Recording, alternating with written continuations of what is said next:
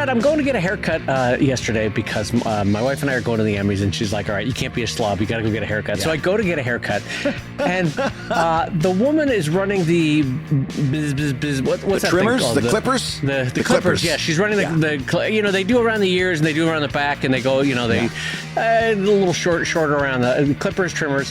And Brad, she's doing the sideburns, no big deal. That's happened all the years of my life. She's doing the sideburns, and then all of a sudden, Brad, in what I can only describe as a moment of both revelation and violation, she runs the razor or the trimmers over my ears, Brad. Over my ears. Oh my God. Oh no. Brad, no. Is it starting? Is it starting, Brad? Well, you've got, there's two things that usually are a precursor to this. Either you just turned 50 years old or you've been bitten by a werewolf. Brad, I guess the change is happening. I'm going through the change, Brad.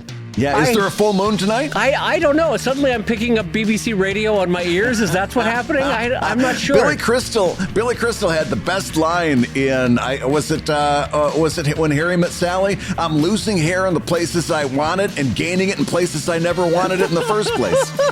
I didn't know. Like, once I realized what was happening, I was like, wait, what's going on? Is this a thing now? Is this a new part of my life now? What's happening? I remember the first time it happened to me, I said, do I have to pay extra for that? For you, they had to get out the extra strong clippers. They had to get oh my God, it's like a thicket. It's like a thicket. I've got hairs coming out of my ears that are about a 1/4 inch in diameter. They're just like rebar for your face. You know you're in trouble when they put down the trimmer and they get out Black & Decker. That's when you're in trouble. That's when you know you're in for a world of hurt. And on that note, I'm going to say hello, everybody, and welcome to Comic Lab, the show about getting a haircut and making comics. And keeping your ears nice and trim and making a living from comics. I'm Brad Geiger, the editor of webcomics.com and the creator of Evil Inc. And I'm his pal Dave Kellett, cartoonist of Drive and Sheldon and co-director of the comics documentary Stripped. And this week's Hour of Comics Advice is made possible by your support at patreon.com/comiclab. So Dave, let's talk comics. Let's talk comics, my friend. And what made it worse was the non-spokenness of it all. We're just going to sit here and let this happen. I'm going to trim this thing. Yep. You're not going to say a thing. I'm not going to say a thing. It's just going to happen, We will never speak of this again. Yeah. It's an unspoken thing. Yeah. It's just the assumption of it all. It's almost the gall of it, you're going to want this trim, so I'm going to do it. Neither one of us are going to speak anything about it, Well, yeah, because they ask you so many questions, right?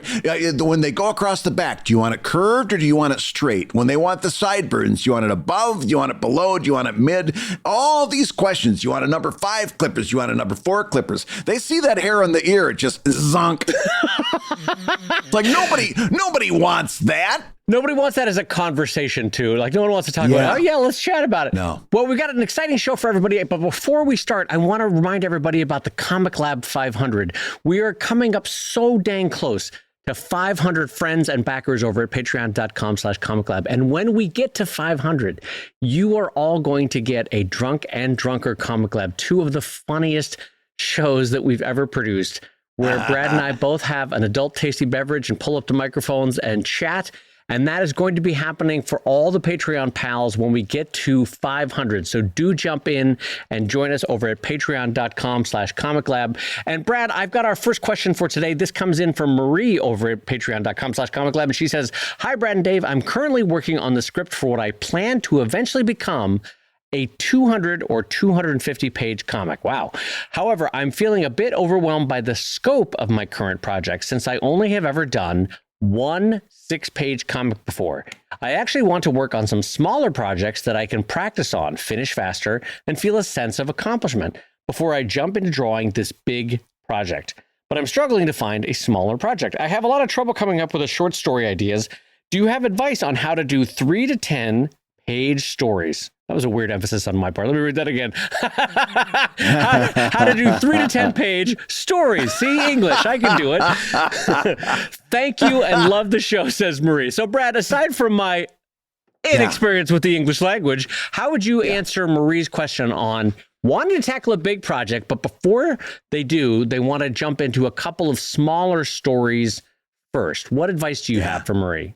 I've got such a great idea. First of all, before we go any further, let's take a second and congratulate Marie on being a very clear-headed individual, right? We've had so many people write us questions that basically say, I'm halfway through my 250-page epic and I have no idea what I'm doing, or I don't know how I'm going to finish it, or I'm in over my head. Marie being very, very clear-headed and circumspect here by saying, I got this thing in mind. I want to do it, but I know it's going to be smarter for me to do a few short stories first. Right. And practice, how I nail the conclusion, how I build tension in a comic, all of those things, but in a smaller piece, so you can do a few, get your sea legs, and then use what you've learned along the way to do this really big epic that you've got in mind. So the first thing I've got to do is really congratulate our listener for being very smart in doing this. And that brings me to this. I've got an idea for Marie that not only am I going to throw it out to Marie, but any of our other listeners who are in a similar situation, maybe they're looking for a challenge. Inktober comes around and everybody's we talked about that before. Some people, like being involved in a challenge. I'm going to parse this in a similar way. I'm putting this out as a challenge to all of our listeners to write a short story. And because I understand that this feels weird and new and foreign, I'm going to give you a step-by-step process of doing it. Okay. So literally all you've got to do, well, it's not all you got to do, but I'm going to give you some simple steps that is going to really break this down and make it a lot easier for you.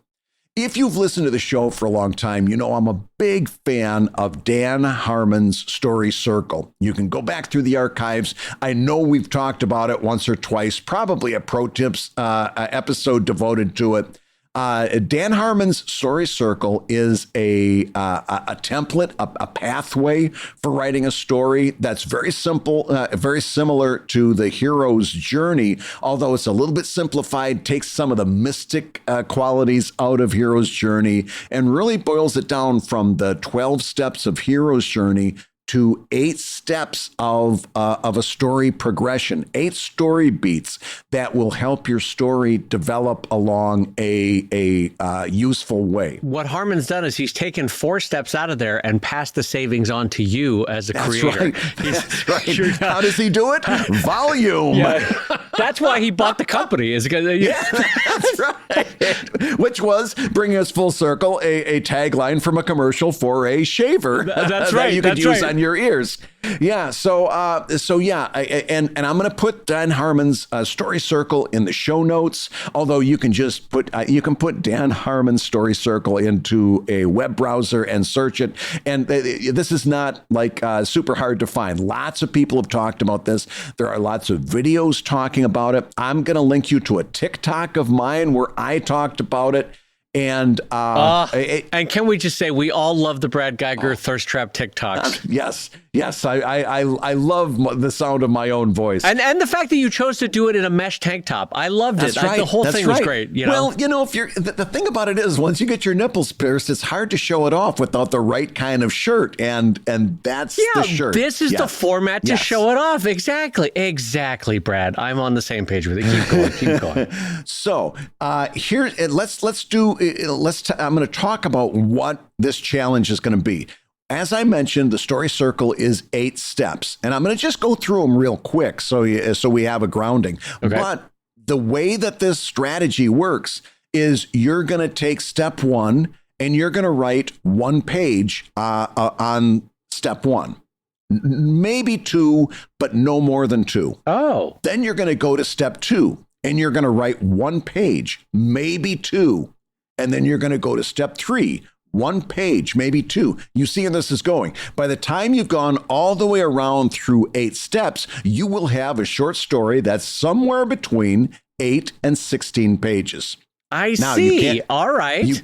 You can't go more. You cannot go higher than 16 pages. Why? Because the whole idea is to keep this contained, to keep it short, to keep it compact. So even though you might want to write more, and maybe you take this and you repurpose it and write a longer story based on it later, you can do that. But for this challenge, for the short story challenge, the rules are it's got to be between 8 and 16 pages.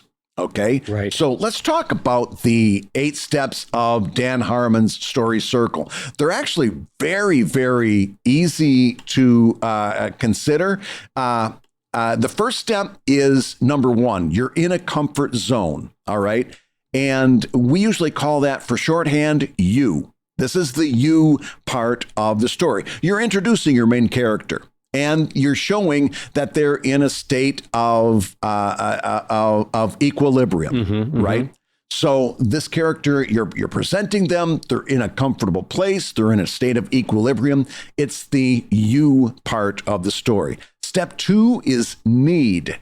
You're going to present something that character desires, something that they want, something that they need. Okay, this character is going to be presented that equilibrium in step 1 is going to be disrupted, and they're going to be presented with something that they need. Step 3 is called go. They enter into an unfamiliar situation to address that desire. Okay, so step 4 is search. They adapt to that situation and they search for the thing that they desire. They're trying to get the thing that they desire. Now we're halfway through. Step 1 is you. Step 2 is need. Step 3 is go. Step 4 is search. Now you can imagine step 5 is find. They get what they desire. They achieve what they desire. They accomplish some aspect of what they desire, right? But we know that there's always a step after that. It's step 6, which is usually called take, which is when they get something that they desire, they pay a heavy price. They pay the price for leaving their comfortable situation and doing what they had to do to get the thing that they desire. Right. So step 4, 5, 6. Step 6 is that they pay a price. All right. Step 7 is return. This is usually where the climax comes. Having paid the price and learned what they've learned, now they've got to face the final challenge, the final climax with all of that they've accomplished throughout those first 6 steps. Everything they've learned, everything they've gained, and they've got to face their final conflict. And of course, 8 is change. Your hero either accomplishes what they set out to accomplish or they don't. Right? And sometimes they get what they need, but not what they want. Right. There's all kinds of ways to shake that out, but they've been changed by the adventure. They're not the same person that they were. That's what we're looking for in a good story. Not just that I went out in search of that bowling trophy, but I went out in search of a bowling trophy and I'm a changed person at the end of the season, right? I'm a different person based on it. So just an example is that kind of thing happening to a character. Let's say you have a character that's going out to get a haircut. They get what they wanted. They got the haircut. But then they're paying a heavy price because they also oddly got their ears trimmed. And so they return to their comfort zone, but they return changed because they've been shaken up. Their worldview has gone through some of the ringers there. And now they're the same person, but they're changed. They're grown. They're different. You can see how our hero would be shaken up by this action. And all of a sudden the hero can feel the wind a little bit more crisply. It's like, I never knew that it was so windy out here. And it's like, no, you just got rid of a layer of fur from the winter that you were carrying. The hero is like, am I eating an Andes mint? Why is everything so chill and refreshing? Oh, it's just that my ears are feeling a breeze they haven't felt in years. Exactly. But now listen, I whenever I present this kind of stuff to my class at University of the Arts, there's always a little bit, I can always see young artists bristling because they don't want to do something formulaic. They don't want to do something cookie cutter. They don't want to follow a bunch of steps that tell them how they should write. I'm going to suggest you do this for this challenge. I'm going to suggest you try it rather closely, not because I think cookie cutter writing is good or formulaic writing is good. Far from it. But it's the only way you're going to know. It's kind of like running with training wheels. It's the only way you're going to know how this process works. Later on, once you've got a little bit of confidence, once you've got some experience with how a story works and how you make a story work, which is another thing altogether. Once you've got experience, then you can transition from using this as a template to using it as a guide. And I'm telling you right now, Dave, I use this story circle constantly. I don't follow it like the back of a box of Kraft macaroni and cheese.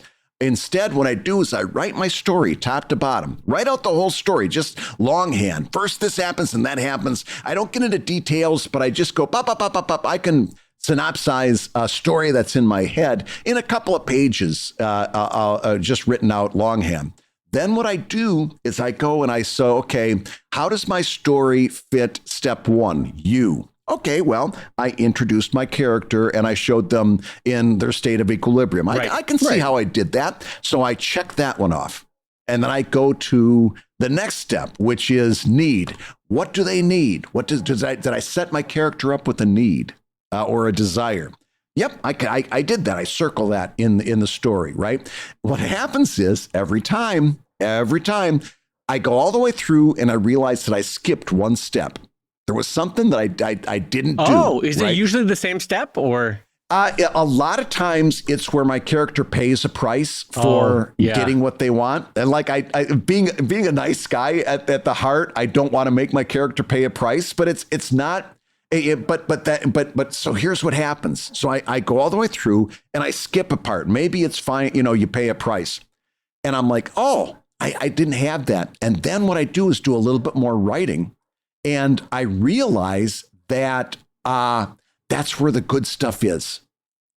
In other words, when I write that scene that addresses that part that I was missing, all of a sudden that story goes from an 8 to a 9, right? All of a sudden it gets that much better. It gets that much more complicated and satisfying. Right.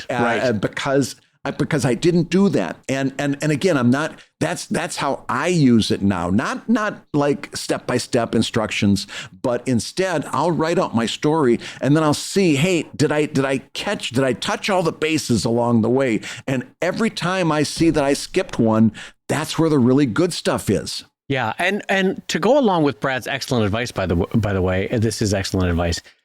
As you're writing a 200 to 250 page story, Marie, you'll see that Brad's advice about 1 to 2 pages for each of these directly relates to a 200, 250 page story. So you'll do the math and you'll divide up your 200 to 250 page story and you'll say like, you know what? I've been spending too long in establishing the equilibrium stage of my character. There's a reason why virtually every movie is edited so that by the 15-minute point, you have had the inciting action because an audience can feel it. And the same is true with a written story. We've all had the novel or the graphic novel or the long form story where you're 40 pages in and you're like, what is happening? Where are we going with this? I get it that they like to wear striped socks. Can we get to the story, please? That kind of thing. Because if you don't have the inciting action by a certain point, all of which is to say, do the math. Take these 8 steps to Brad's thing and apply it to your 200 and 240 page story. Do the math and you'll see, okay, I got about 10 to 12 pages to do this, 10 to 12 pages to do the next thing. And you'll see that there are natural sectionings to your story. Yeah, absolutely. A couple more things that I want before we wrapped up this topic. If you're having a hard time thinking of what story do I want to write, right? Okay, this is all great, 8 steps, blah, blah, but I don't know what I want to write in the first place. Go back, and this is another thing that we've talked about several times on the show. You can put this into a search on the Patreon page for Comic Lab and pull up when we've talked about it at least once or twice. But it's called the Butso method. And it's something that I specifically is this a subset of the FCS? Method? Is this a subset of FCS or no? No, it's not quite as cool as FCS. Okay. But It is, but I love doing this lecture to my kids so much because I talk about, Harold P. Butzo, and he was a literary professor and blah, blah. I tell them this whole story. And then I have this the next slide comes up. It says bullshit-o-meter, and it's going, bah, bah, bah. And I say, okay, that was all bullshit, but it was a great story, and I'll tell you why. Because the story gave you a character with a want or a need, but there was something in the way. So they did something about it. And that's the story. A lot of your stories, some of your best brainstorming, and again, for almost every story I've written in the last 5 years, started with a but so. This character wants something, but something's in the way, so they do something. And that's the opening sentence. And once I've got that, I can write an entire story just because I know what the but so statement is. Here's a character, they want something, but this, so, that. And once you do that, you've got a story. Brad is always trying to get strangers to look at his butso. I don't know what that, it's almost creepy at this point. He's always bringing up his butso. Hey, take a look at my butso. Hey, what do you think of my butso? Yeah. No, it is a great point. I will say this too, Maria, and this is completely, it's tangential to what we've been talking about, but you have a 250 page story that you're staring down, right? How delightful. Yeah. I want to riff off something Brad said a couple weeks back, which was excellent advice, which is you're not currently shouting into the void by creating comics. You're creating future delight with archives for your readers, right? So to that end, something that I would like you to consider, Marie, is you are about to launch into a multi-year effort, probably, to do 250 page long form story. So why not do your 8 to 15 page short story in the world that you're going to populate for the next couple of years of your life? You can draw it in the style that you're thinking of using. So in the meantime, you're testing out methods, you're testing out means, you're testing out tools and supplies and scanning and digital coloring and all the things you're going to be doing because it's going to be in that world. So you're testing out the hard tacks of how you're going to make the story, but you're also exploring what the tone, the tenor, the themes, the character types that you're going to have in that story. And here's where it ties into Brad's advice. If this story goes, and we know it will, this 250 page story that you're going to do, you now have a story for Patreon in the years ahead, or as a bonus for the book that you're going to kickstart. Saying, here's the short story that I did before we ever fell in love with this long 250 page story. Here's a 10 page story that I did 3 years ago that's going to be at the back of the book that we're kickstarting if we get to $40,000. Or, hey, gang, on Patreon, once we get to 250 backers, you're all going to get the short story that I wrote 3 years ago. You see where I'm going with this. It's to Brad's point, this story does not necessarily have to be wasted. It could be future delight for future readers. Yeah. And not only that, but like, I know what you're saying at home. You're saying, well, what if the story changes? What if my alien is purple in the short story and they're blue in the epic story? Great. Now you say in that edition, people love that. You go, hey, take a look at how much the story changed from when I started. This alien used to be purple, now he's blue, blah, blah. So there's all of it is good. So I really want to encourage our listeners at home to take the ComicLab Short Story Challenge. To take that story circle, that 8-step process, write 1 to 2 pages for each of those steps. And at the end, you'll got a short story that's between 6 and 18 pages. Between 8 and 16 pages. Sure. No more than 16, though. And then come into the ComicLab Discord, into the I Made This channel, and post it so we can all see it and we can all kind of share in your joy and your achievement of doing this thing. Because it is, especially if you're just taking this on, it's quite an achievement to do this and to finish it, right?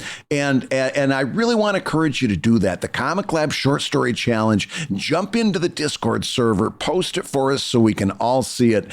I don't know why I'm kind of excited about this, but I think that could be something that we could see some really amazing comics come from. Absolutely. And again, I think Brad and I will both underline this is the smart move for you. Congratulations on making the smart move before you jump into a 250 page story to cut your teeth on a short story. So best of luck following Brad's excellent advice, and we wish you all the best with it. Hey, if you're listening while you work, take a minute to stand and stretch. And while you're doing that, we're going to tell you why you should join us on Patreon. When you do, you're going to get hours and hours of podcasts that we recorded just for backers. And exclusive Patreon posts that go even deeper on Comic Lab topics. And access to our exclusive Discord server, which is a thriving community of professional cartoonists. So you can support the show you love and get tons of actionable resources for your own cartooning. And listen, if you can't swing a pledge this month, we get it. No worries. Yeah, listen, you can still support the show by rating us wherever you get your podcasts. Just leave a 5-star review and a few kind words. That, along with mentions on social media, is incredibly helpful. Now, everybody, let's talk comics. Dave, I've got another question from one of our Patreon backers at patreon.com/ComicLab, and it goes like this. Oh, it's short and it's sweet. It comes in from our friend named Andy, and Andy says, any advice on working with pre-readers or advanced readers? You guys rock. So, Dave, advanced readers, pre-readers, I know some novelists call them beta readers. How do you go about you getting your script or your comic in front of advanced readers? Sure. So this is something, especially in the novel world, you see a lot of novelists who have either a trusted group or as super fans that are brought in, sort of a 5 dozen advanced readers to come in and give thoughts, notes, possibilities, sort of an editorial pass before there's an editor. And I do as well, Brad. And the way I like to call them the first 100 people to come to my website.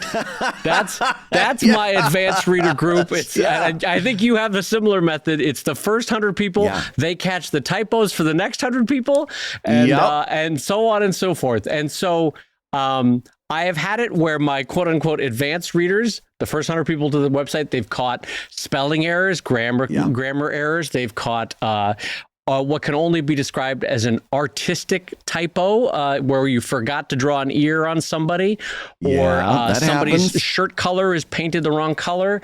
I've had that. Or just basically like, hey, this one fact that you said in the script goes against what happened in chapter 2 way back in 2009. So you might want to correct that. And so I quickly do and re-upload it. To me, the website is the malleable first pass of the story that I'm very comfortable with allowing changes to as needed for my advanced readers. What about you, Brad? How do you feel about it? Exact same answer. I rely upon those people to catch everything that you just said: spelling errors, continuity errors, things of that nature. I'm happy when I'm not happy. I'm always a little bit disgusted at myself when there's a spelling error. Yeah. I'm always a little bit. And by the way, if you are one of those beta readers, if you see a cartoonist that you follow has a typo or something like that, I'm going to give you some real quick, simple rules of etiquette. Etiquette? That's adequate. Yeah, it's adequate. I'm not going to tell. You're about to yell at people, so I'm not going to correct you on this. No, I'm not yelling. This is something that, but this is something that I'm telling you, you can come across very condescending and smug in a situation like that. Right. And I'm going to give you a really quick, like do's and don'ts. Right here, if you see a spelling error, just drop the person, if you can, a private email. Yes. Being called out in public is uncomfortable. Right. So I appreciate it whenever somebody gives me that in a private email, as opposed to a comment on my Twitter or a comment on my Patreon. And also, we don't need preamble. We don't need to see how clever you are. We just need the information. Oh, hey, Brad, you've got a typo in panel 3. You spelled disembarkment, with a silent Q. Right? Oh, shucks, I got to redo that. If you take the time to spell out, I think you meant disembarkment with a K. I want you to know I'm praying for your quick death. Even though you're doing me a kindness, even though I'm happy that you caught the spelling error, if you write out or if you do the whole thing where you say, Anti-disestablishmentarianism, I think the word you're looking for is kumquats. We don't need any of that. Just a quiet, simple please, because you got to understand, speaking on behalf of every fucking cartoonist on the earth, we put a lot of work into this. It may not look like, my stuff may not look like I put a lot of work into it, but we put a lot of work into it. And when we finally put it out into the world, we are so excited to hear that it brought you joy, that it made you surprised, that it made you laugh, that it made you cry, that it gets some kind of emotional reaction from it. To find out that because of our own human nature, that we have a mistake in there is disappointing. Right? You pointing out that don't twist the knife, yeah. But if you take the time to write out the word with 3 M's and then an ellipsis, die in a fire. I can't stand it. Just a quiet. Oh, in public yet too. Public, you're going to do this to me. Just a nice quote. Just do me that favor. Just be a swell pal and do me that. But to type out an or an it's so smug, Dave. It's so smug. Even though you're doing me a kindness, I still wish bad things for you. When someone takes the time, when they could just say, hey, you got a typo, everybody does it, there versus there. You spelled the wrong one. The one that drives me absolutely nuts is, it's an interesting historical anomaly why English has 3 different spellings for there. Let me give you the reasons for it. It's like, motherfucker, I have 3 degrees in English. You don't have to. Yes. It's just a typo. Just tell me that I have a typo. I don't need to know why the Germanic in the Middle English centuries had this change. It's like, I will murder you. Anyway, so yes, to Brad's point, you're calling someone out on a small mistake. Just leave it at that. You don't need to go do the whole preambles. So like Brad, I use my website, I think, as a very cost affordable, friendship affordable, because do you remember many shows ago, we had the reader who said, hey, I have this friend group who loves to chime in, and can I have them pay for Patreon in order to chime in with thoughts? And I've known in friendship, a couple of cartoonists who, for right or wrong reasons, have a group of 2, 3, 4, 5 friends who do pre-reading for them. I've always avoided it because it starts to create among friends, that this is our comic kind of a feeling rather than this is my comic kind of a feeling. And I also don't ever want to be reliant on someone to sharpen my own editorial eye. I want to get better as a writer, better as a layout artist, better as a cartoonist, so that I'm catching my mistakes. And it's taken me 25 years. I've gotten pretty good. I think in about 10 more years, I'll be okay-ish. And, but I don't want to ever be reliant on, I hope, because I know that these cartoonists exist. They know they have typos and they can sense it, but they still put it out in the world. I have at least learned, if I'm sensing that I might have a typo, slow down, get the dictionary out, do some word searches, check your sources. If you're sensing that there might be, it's just one of those things where it's one thing to let the first 100 readers do the first pass reading of your comic. It's another thing to sense that you might have problems, to think that there might be problems, and still put it out into the world. That's a different kind of thing. And I've learned to up my game personally. But I have no problem, and I don't think it's sort of a George Lucas with Star Wars kind of revisionism to say, oh, yeah, that's the way it appeared when it first went on the site. Someone kindly pointed this out and I course corrected, or someone changed this, or someone noted that this character in the past had expressed a dislike for strawberry ice cream. And so I changed the strawberry ice cream to chocolate ice cream. It's not that big a deal. Let's all move on from it. But because for me, the way I look at this, and to answer this question most specifically, my website, especially the first 100 readers, are the test readers. But overall, in all the years that comic will appear on the website, every single person that comes to it is a test reader. To me, when it is locked down, when it becomes its final permanent Pokemon form, is when it goes into book print. When it goes into book print, I should have caught every error. I, meaning everybody who's come to the site, we collectively should have caught every possible error that's with that strip. And then it then goes into print and is locked down permanently in print form. Do you feel the same way, Brad? Yep. Everything's in flux until the ink is dry. Yeah. Once the ink is dry, then it's over. And that's why a lot of times when I'm about to put a book out, and when I get to that step, I will pay an editor to give that one last check. Mainly for spelling, because I know that's my personal shortcoming. Mainly for spelling and grammar, some continuity issues, stuff like that. Right. That's when spending a little bit of money for a good editor is not a bad idea, because once the ink is dry, those changes are there forever.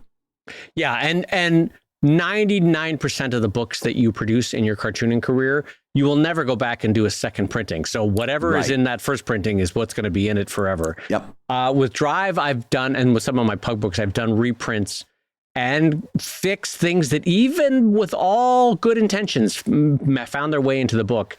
But that is more the rarity for my career than the norm. So anyway, yeah, I have no problem with letting the website be the test bed for my comics. I mean, don't get me wrong, I put up my best effort, but it's the website is my early readership. Absolutely. So, Dave, let's go on to another question from a Patreon backer. And this one comes in and has a really interesting question. It goes like this. There are a number of sites out there that one could potentially use as an online store for selling physical and or digital goods. You've got Drive-Thru Comics, Amazon, Etsy, eBay, now even Patreon itself, among others. Do you think it's better to pick one and stick with it, or to set up shop in multiple places? So, Dave, you've got, let's just narrow this down. Let's talk about maybe e-comics or e-publications. Would it be a better idea for you to just focus in on Amazon and KDP and those sorts of things? Or is it better to have a little bit here on Gumroad, a little bit on Drive-Thru Comics, have stuff on Amazon? Is it like a more the merrier, or is it an exclusivity type of thing?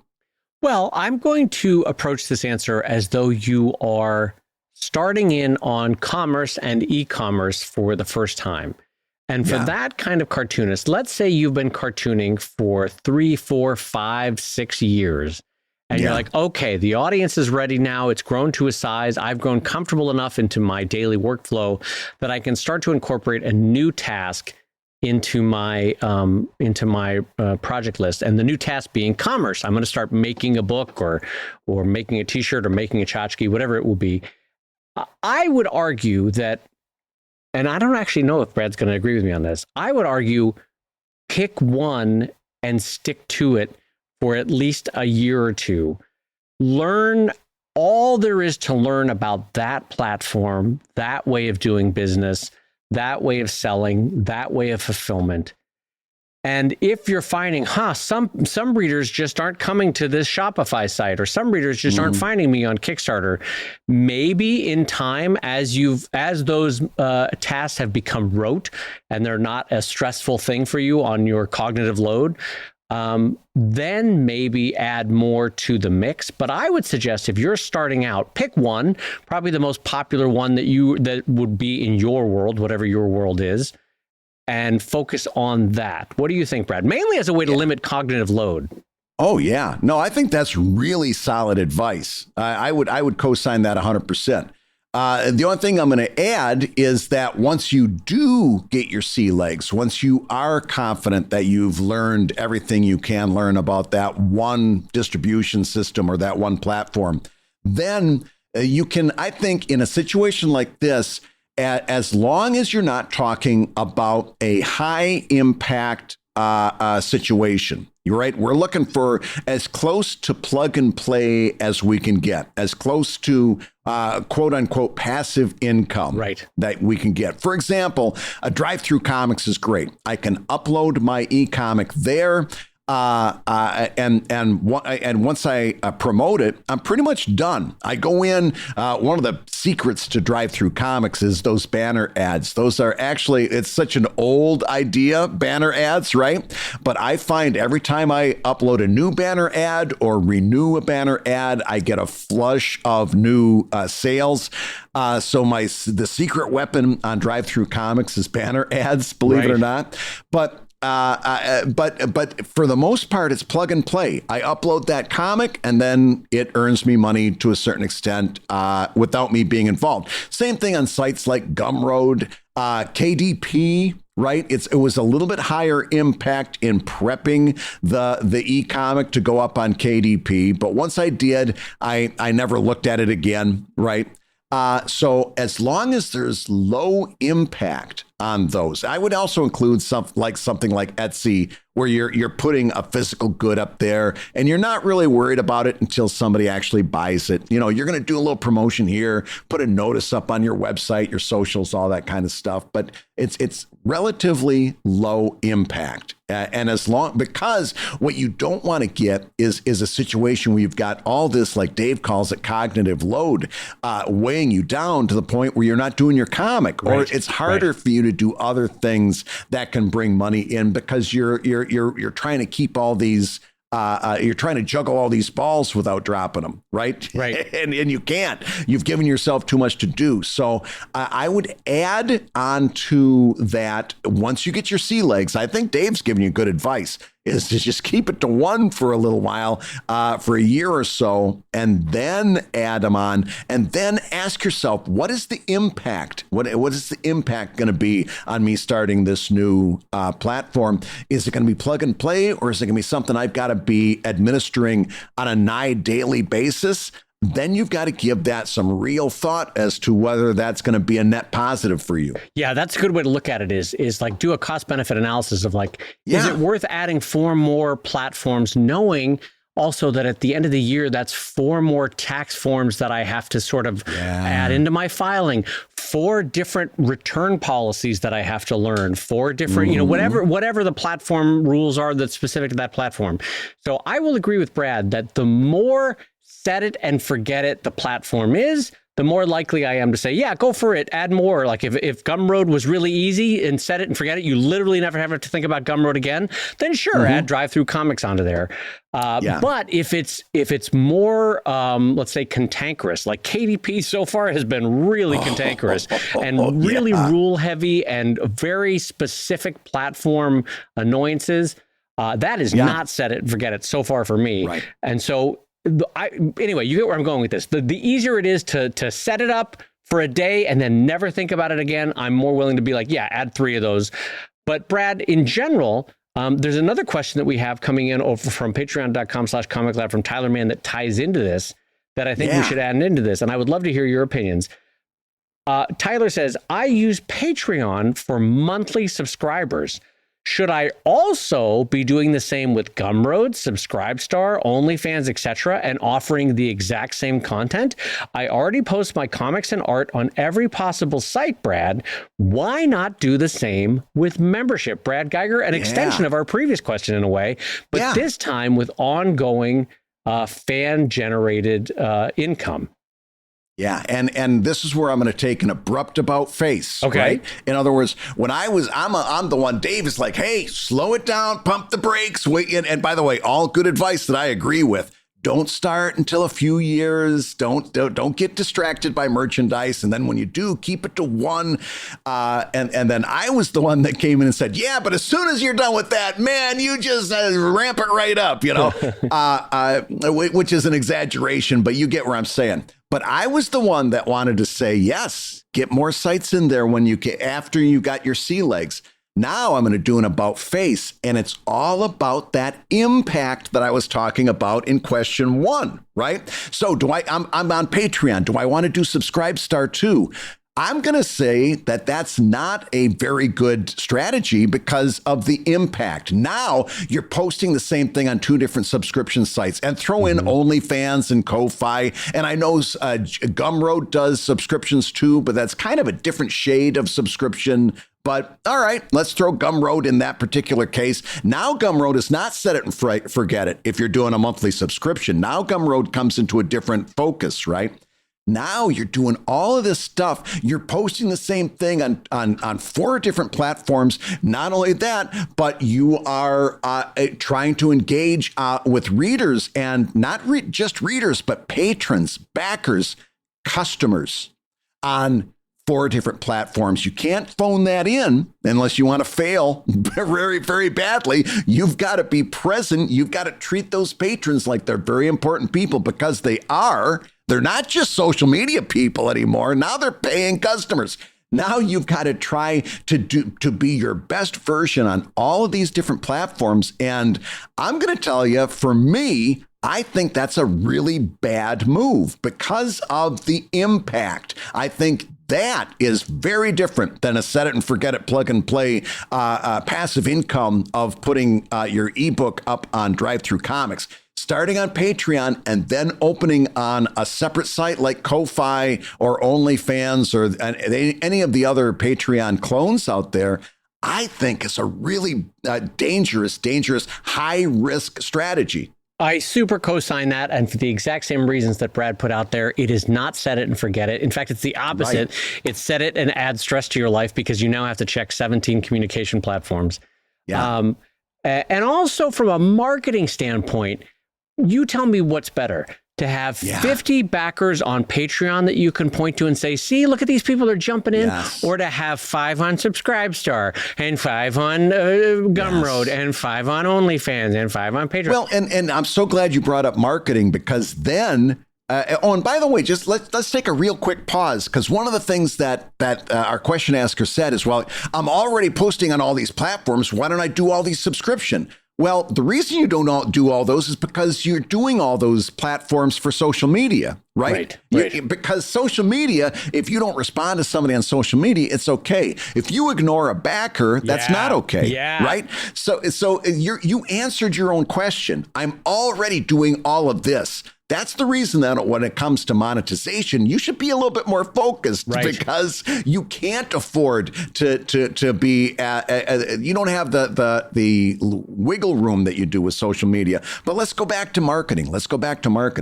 Listen to what a horrible outreach this is. Hey, if you, and by the way, I hate everything about this. I would never say, if you like my comic, then consider subscribing. I hate that approach so much, but if we're going to go bad, let's go all the way bad. Hey, if you like my comic, consider joining me on Patreon or Subscribestar or Ko-Fi or OnlyFans or Fansly or Gumroad. How about Gumroad? Do you like not Gum? How about or Chicken of the Month Club or this or that? The longer that list goes, the more ineffectual and the more desperate and nobody. Desperate is the word. It sounds desperate. Yes, it's desperation. And by the way, you can't project desperation when you're doing subscription, because they're not going to trust you with their money. Join us on Patreon is confident. I want to be involved in that. Consider supporting me on Patreon or Subscribestar or Gumroad or Fansly or OnlyFans. That is a bad outreach. It's the it's the web cartoonist equivalent of this statement, like, hey, I was wondering if you ever wanted to go out on a date, grab dinner sometime, or lunch. Or coffee. We could do coffee. Or a passing glance in the hallway as we pass by one another at work. Or like, you're just like, I'll take anything, whatever you got. That's a little bit what it sounds like. I'll take anything, whatever you got. You got a nickel, I'll take a nickel. And so from a marketing standpoint, I agree with Brad. It's just a stronger proposition to have one place.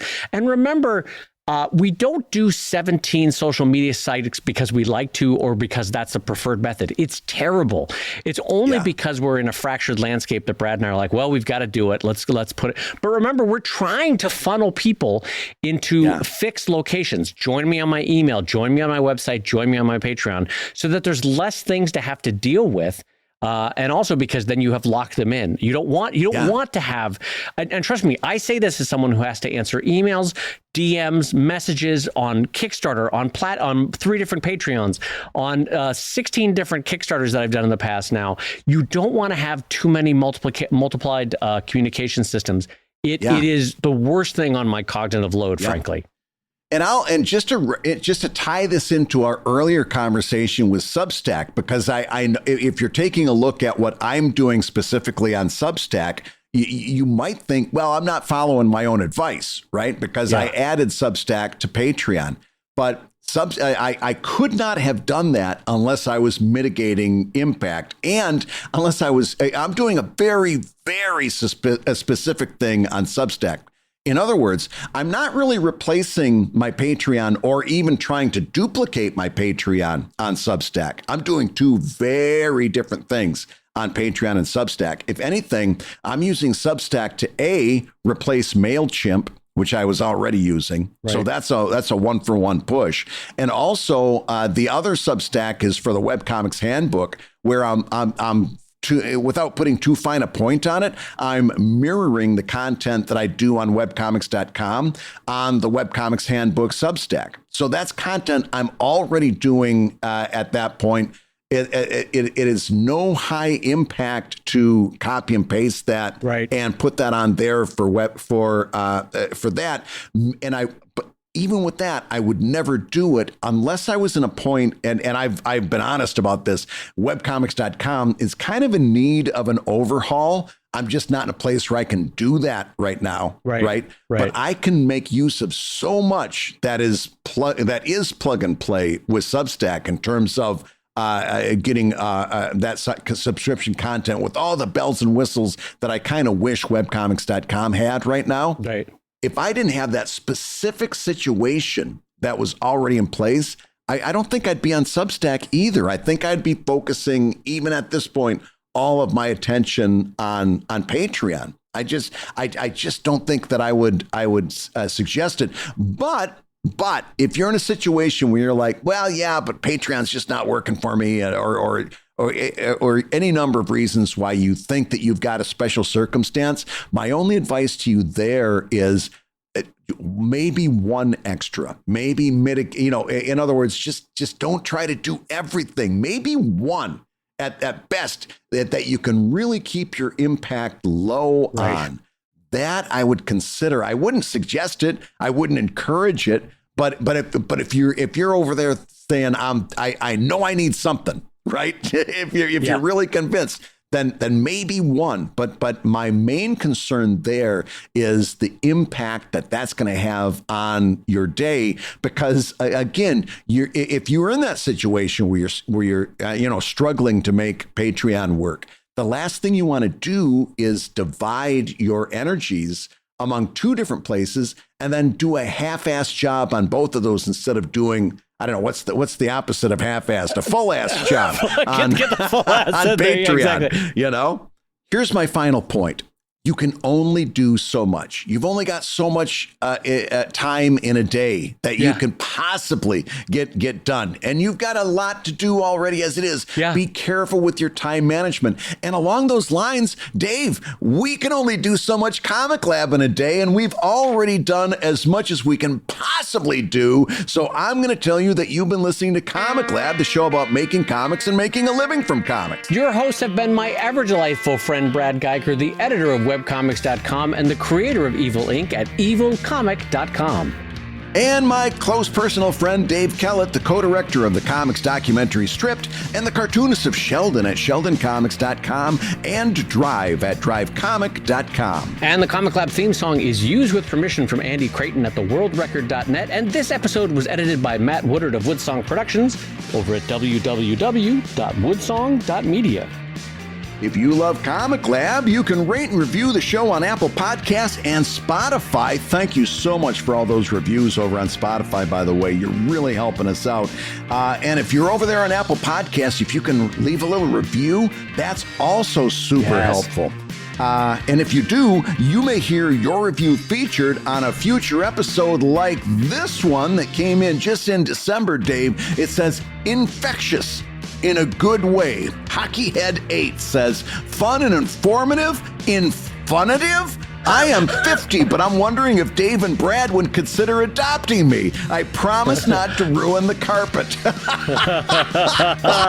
That comes in from Hockeyhead8, who gave us a nice 5-star review and a wonderful comments there. Thank you so much for that. And Comic Lab is made possible by your support at patreon.com/comiclab. So I will go ahead and say that twice, patreon.com/comiclab.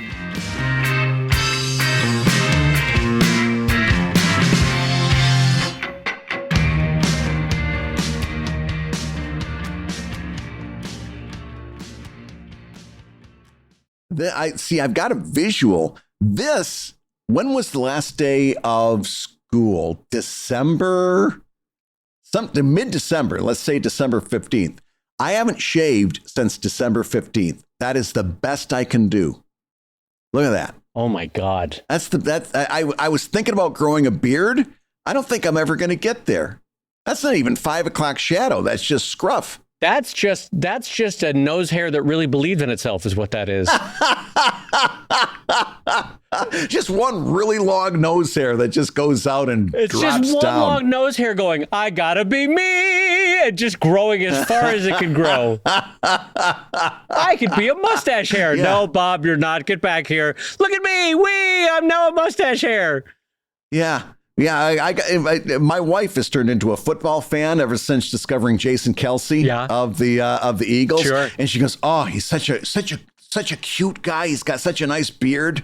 And I'm sitting here looking at this scruff I've got over a month strong, and I'm like, I'm never going to be a lumberjack. I think I've got to admit that at 55. I'm never going to be the lumberjack type. You're not the lumberjack type. You're more the guy that the like prospector that rolls into town once every 6 months going, hey guys, I found gold. There's gold up in there hills.